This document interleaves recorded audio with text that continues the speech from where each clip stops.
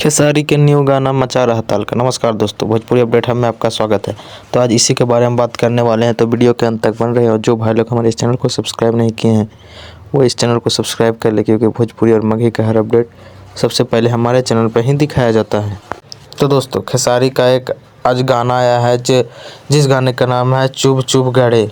जिस गाने का रिलीज टाइमिंग था आज सुबह 6 बजे, लेकिन ये गाना सुबह 6 बजे ना रिलीज करके 8 बजे लगभग रिलीज किया गया था। जो कि अभी इस गाने का व्यूज के बात करें तो इस गाने पे अभी लाइक्स मिले हैं 32 शेयर के करीब, और व्यूज भी ठीक ठाक मिल रहे हैं। तो हम इस गाने पर अच्छे खासे अभी तक प्यार दुलार मिल रहे हैं।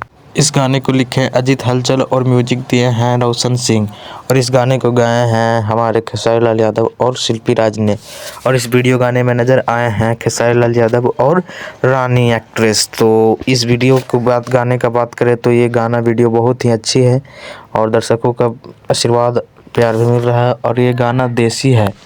तो हमारे इस वीडियो के जो भी पसंद करने वाले हैं तो हमारे इस वीडियो को लाइक और चैनल को सब्सक्राइब कर ले। बहुत बहुत धन्यवाद दोस्तों।